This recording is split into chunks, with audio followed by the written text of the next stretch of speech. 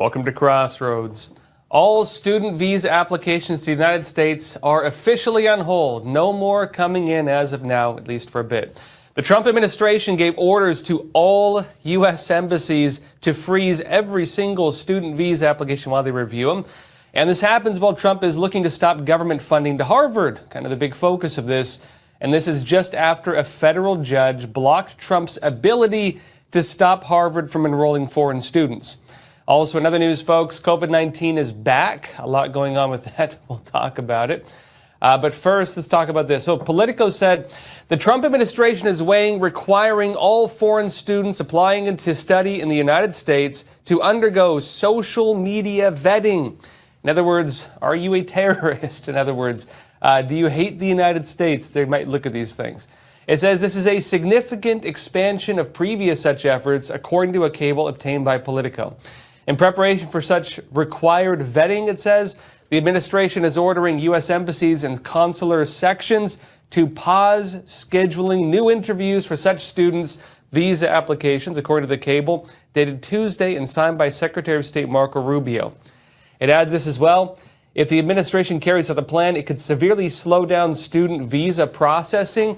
It could hurt many universities who rely heavily on foreign students to boost their financial coffers. And they say, quote, effective immediately in preparation for an expansion of required social media screening and vetting, consular sections should not add any additional student or exchange visitor F, M, and J visa appointment capacity until further guidance is issued, SEPTL. It says, which we anticipate in the coming days. And it says this, it notes that SEPTL is State Department shorthand for separate telegram. Now, according to NAFSA, that's the Association of Internal Educators, which advocates for foreign students. These students generate about $43.8 billion through tuition, housing, living expenses. You could say in some parts they cover a lot of the costs for the universities. You can also kind of argue that they prevent a lot of American students from getting into the universities, a point Trump is bringing up. And if you're dealing with foreign students, what happens when they're done? Well, a lot of them go back home. And so we train other countries' experts. They leave, and it does not benefit the economy in the long term. In fact, it's more like a brain drain. And also the effect of it is fewer American students get in, an issue Trump has been raising, although I don't think he wants to get rid of foreign students altogether. The context of this is that many people in the Trump administration, they are raising concerns over national security issues with foreign students. This includes potential ties to terrorism. Are you posting anti-American craziness on social media? Do you hate the United States? Are you coming here to engage in political activism against our country? That's something we've been seeing a lot of, by the way, especially with the pro-Gaza protests. Are these individuals who might engage in foreign espionage? And remember, university is not just people going there to learn. Universities, Harvard, for example, they also get a lot of government-sponsored research. And so if you bring in foreign students and it turns out they're spies, or maybe they want to bring all that nice research home, what happens is Americans pay for government research, even Pentagon research, weapons research sometimes. People steal it or are inspired by it and then go back to their countries and give it to their own country. We have a lot of issues like this and other problems as well. Now, on the surface, this is kind of revolved pretty heavily around the pro-Gaza protests. That's kind of the linchpin of a lot of the arguments going on, especially from Trump. These have been ongoing on university campuses all across the country, as you might have seen, including right here in New York, by the way. It's also raising alarms over subversive movements being carried out by the Chinese Communist Party. The CCP is tied in with this stuff. Reuters said this. Harvard University's links to China, long an asset of the school, have become a liability as the Trump administration levels accusations that its campus is plagued by Beijing-backed influence operations. It says on Thursday, the administration moved to revoke Harvard's ability to enroll foreign students, saying it fostered anti-Semitism and coordinated with the Chinese Communist Party. An important note on that, by the way, several of the organizations, the actual communist groups behind a lot of these protests, including the individual who was screaming "Free Palestine," who's being accused of murdering 2 people for being Jewish. The communist groups he's tied in with, they have ties to the Chinese Communist Party. So the CCP is wrapped up in this, even on the advocacy, like grassroots level. But back to this article, it says, among them are Chinese nationals who made up about a fifth of Harvard's foreign student intake in 2024, the university said, raising concerns also over whether that's having effects on the policies of the school. Are they getting a little too close to the CCP? It adds, the concerns about Chinese government influence at Harvard are not new. Some U.S. lawmakers, many of them Republicans, have expressed worries that China is manipulating Harvard to gain access to U.S. advanced technology, to circumvent U.S. security laws, and to stifle criticism of it in the United States. Now, look, the latest move to freeze student visa applications so they can be more carefully reviewed. This also comes in context of something else that just happened. Just a couple days before the new policy, a federal judge blocked Trump's actions to freeze the visas for foreign students at Harvard. Seems to be a pattern here. Federal judge blocked the president of the United States. Now, of course, the issues are somewhat different on that. The latest move of just freezing everything, that looks more like a blanket new policy that will have more review of students entering the United States. Again, they want to look at their social media activity. Are we bringing in terrorists? Are we bringing in crazies? Are they coming here to undermine our country? It looks like they want to make sure we're not giving visas to people who are going to be problematic. But that seems to only apply to the new visa applications, meaning if they're already in the country, I don't know if they're going to be re-reviewing their social media. Maybe they will, maybe they won't, but not in this particular case. And the issue at Harvard and the judge putting Trump's actions on hold, different issue kind of, that would affect students who are already here and enrolled at the university. Because basically, it would make it so that all students at Harvard, they will have to reapply to other schools if they want to keep their student visas. Trump is basically making it so that Harvard can no longer have foreign students, or at least trying to. Now, look, on that point, though, there are other actions looming over Harvard. Harvard's not looking so hot right now. Among them is that Donald Trump is looking to just, end all federal funding to the university, which is a lot of money, by the way. And this ties into his administration's request that the university do more to combat issues like anti-Semitism and extremism and foreign influence. Actually, not even just the CCP, even Iranian ties. And that includes, of course, the radical protests and people threatening Jewish students. On Harvard's part, they claim that they basically have criticized the request as something that would force them to monitor the beliefs of staff. They're arguing that the request from the Trump administration will require them to interview the professors, interview different employees at the university, and effectively kind of ask them what their beliefs are and potentially even regulate their freedom of speech. And Harvard is saying they believe that's unconstitutional. Again, believe which side you want on here, but Harvard says they're not going to go along with it. But that might not be enough. Trump is now saying he wants to cut their funding, in fact, eliminate most of it. And he's already making plans on what to do with all that extra money. This is Trump on Truth Social. He said this, I am considering taking $3 billion of grant money away from a very anti-Semitic Harvard and giving it to trade schools all across our land. What a great investment that would be for the USA, and so badly needed, Trump said. On the point of trade schools, it's actually not a bad idea. I know that there are some high schools. In fact, I went to 3 high schools. One of the high schools I went to, they actually had a program where if kids were failing, the bad kids basically, you weren't doing well in school, they actually would pull you out, and they had a vocational school they'd send you to. They would teach the kids trades. I had some friends who went there. I had one friend who became a welder. Another friend learned print shop operating. They ended up with some of the best jobs of my friends' groups. Lo and behold, even though they weren't very good students, trade school saved their careers. It does work for some. And so that would be an interesting move if Trump really took $3 billion and put it in trade schools. But in a related statement on this, he also explained why this administration could move to better vet foreign students. Back to the original point here.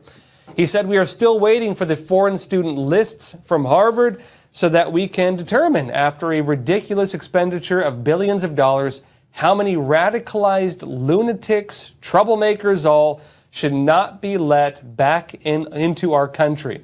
Harvard is very slow in the presentation of these documents, and probably for good reason.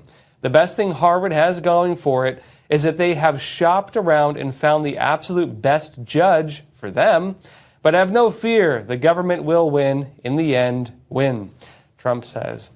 Now, on that point also, it's going to be a big deal if the Trump administration really wants to review the backgrounds of all foreign students at a university, especially because some of them probably are linked in with these communist and probably terrorist groups.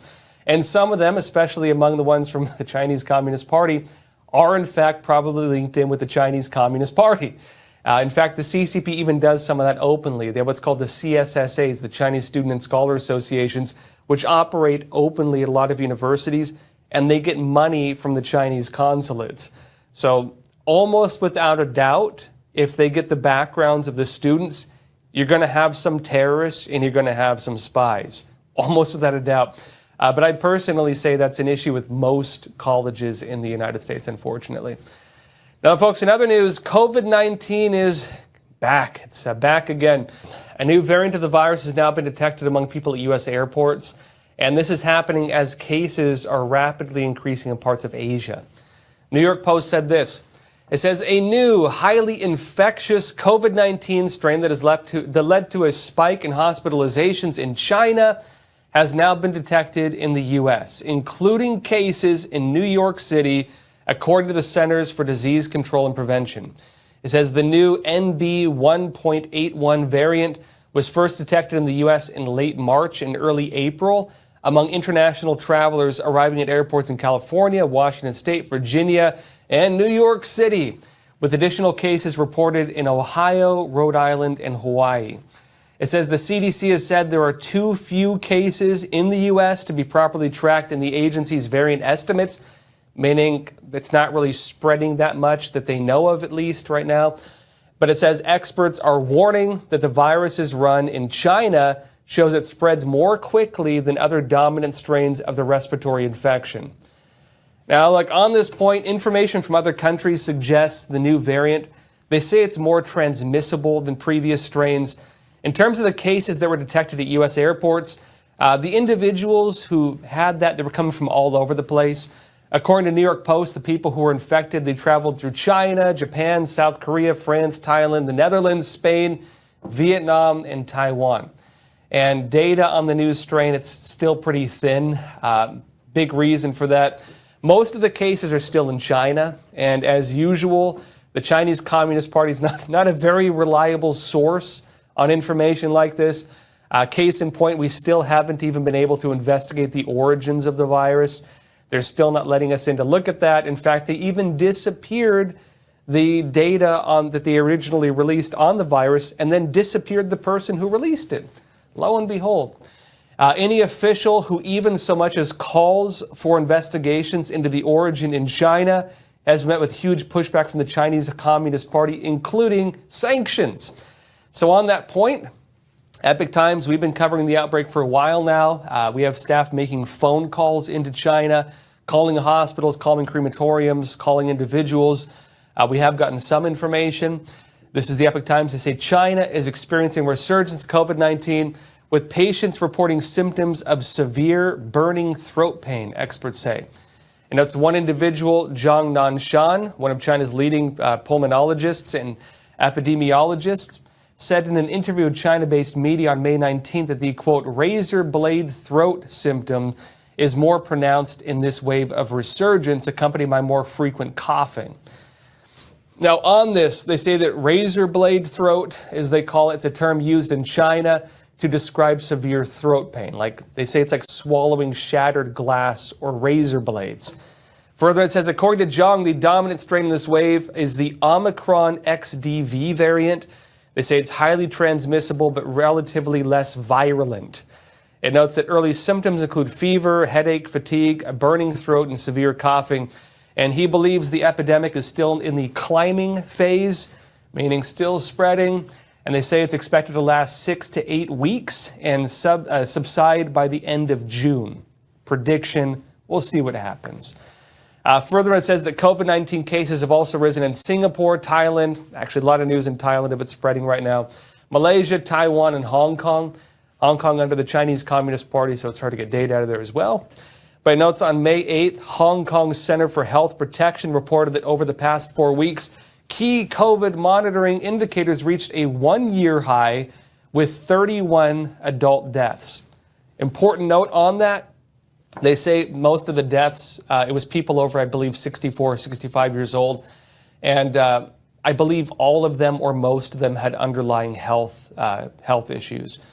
It also notes Singapore's health authorities noted on May 13th that cases from April 27 to May 3rd surged by about 28% to more than 14,000, with a 30% increase in daily hospitalizations.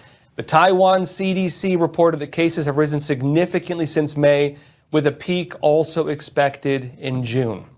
Taiwan tends to be more reliable in terms of their reporting stuff, and so they're a good indicator of this. Now, look, on a related point, I'm sure a lot of people are like, oh, COVID's back. Here come the lockdowns.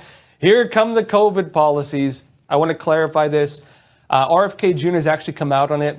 There are probably a lot of questions on whether a return of COVID means a return of COVID policies. The message from the Trump administration so far is no, there will not be a return of lockdowns and mandates and everything else. It is not likely we will be seeing things like, economic shutdowns or you have to wear a face mask. HHS Secretary RFK Jr., he just released a statement. He says they are now removing, in fact, the COVID vaccine from the recommended vaccine schedules for healthy kids and healthy pregnant women. This is the official announcement on that. Watch. Hi, everybody. I'm Robert F. Kennedy Jr., your HHS Secretary, and I'm here today with NIH Director Dr. Jay Bhattacharya and FDA Commissioner Dr. Marty Makary. I couldn't be more pleased to announce that as of today, the COVID vaccine for healthy children and healthy pregnant women has been removed from the CDC recommended immunization schedule. Last year, the Biden administration urged healthy children to get yet another COVID shot despite the lack of any clinical data to support the repeat booster strategy in children. That ends today. It's common sense and it's good science. There's no evidence healthy kids need it today, and most countries have stopped recommending it for children. We're now one step closer to realizing President Trump's promise to make America healthy again. Now, with this whole new outbreak in context, let me clarify some things. It also seems like history is repeating itself because guess what? Going back to 2019, the original COVID outbreak, remember China was having all these issues. What was also happening? Well, Donald Trump was in a trade war with CCP leader Xi Jinping, as you might remember. The Chinese Communist Party was facing a financial crisis. They were going belly up. There were protests starting up, especially in Hong Kong, you might remember, and the CCP was terrified for its survival. And guess what? All of that is now happening again. Every part of it. And in fact, they're probably financially worse off right now, and there's a lot of internal problems also. Only now, guess what? The protests are happening in the Chinese mainland, the thing the CCP was desperately trying to avoid. Epoch Times said this: tens of thousands of workers in China have not received their full salaries or have not been paid for months. Employees across several sectors told the Epoch Times. It says in April and early May, dozens of protests flared up with unpaid or underpaid workers demanding wages or benefits owed to them. It says some workers alleged that their employers recently shut down factories and disappeared. In other instances, employers allegedly withheld salaries or benefits for several months. Between April 1st and May 21st, the blog Yesterday, which is a clearinghouse of information about protests in China, has published videos of more than 60 pay-related protests and strikes across 21 provinces and municipalities, as well as the Chinese construction sites in Indonesia. It says those involved in the disputes are from a broad range of sectors, including the automotive, construction, property, mining, electronics, pharmaceutical, medical, textile, leisure, and government, interestingly.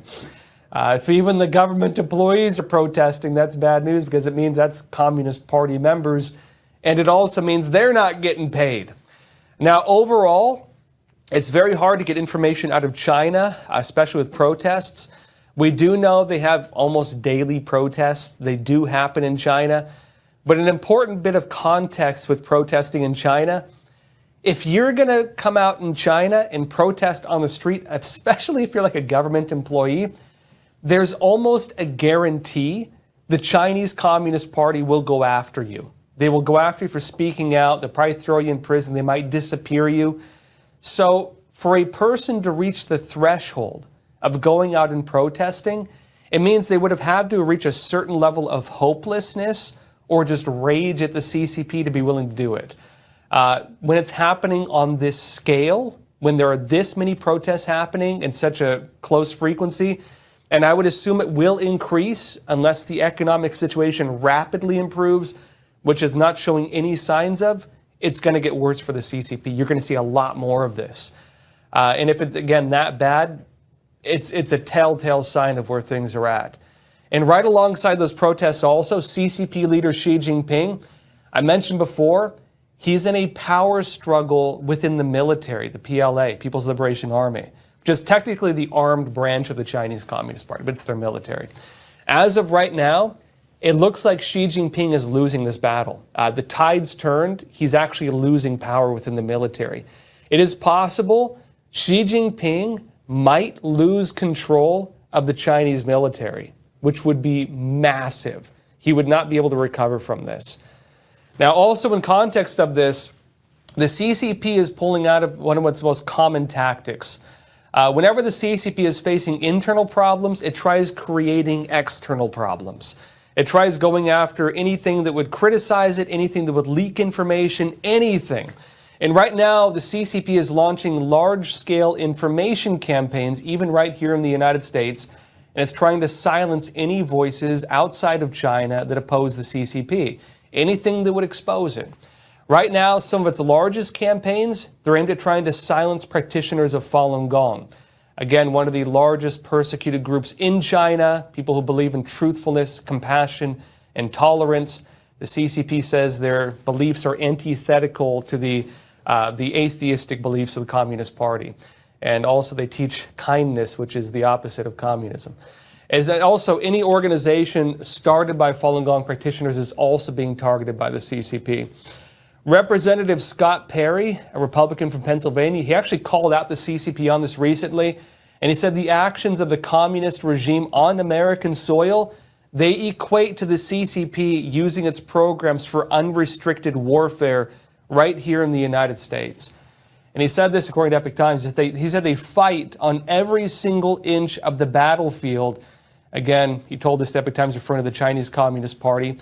And it notes that unrestricted warfare is a doctrine that leverages all available non-military means to subdue an enemy. Utilizing such tactics, the CCP is taking advantage of the U.S. judicial system and the freedom of the media, Perry stated.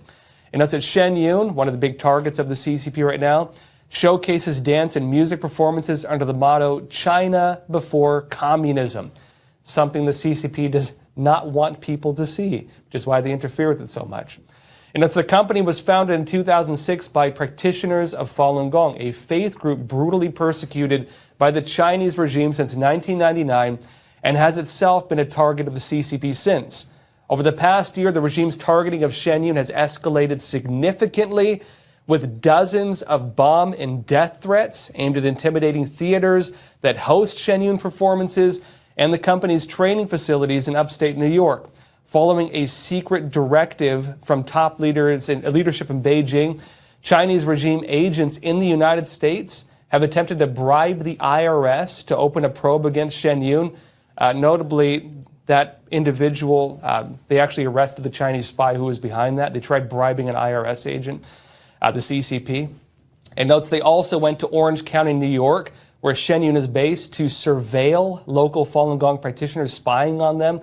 Attack articles targeting Shenyun appear in Western media, especially New York Times, and are then boosted on social media platform X by thousands of accounts with suspected links to Beijing. In fact, Epoch proved a lot of that, and we got a lot of them banned, by the way. Now, note that Scott Perry, who sits on the House Foreign Affairs and Intelligence Committees, said it was important to take these threats seriously, and it says it's important for the United States and the West in general to, quote, understand the pathology of the enemy. He said, the CCP just takes advantage of the U.S. judiciary system and also the freedom of the media. In fact, that's one of the key military strategies of the Chinese Communist Party. They call it the three warfares.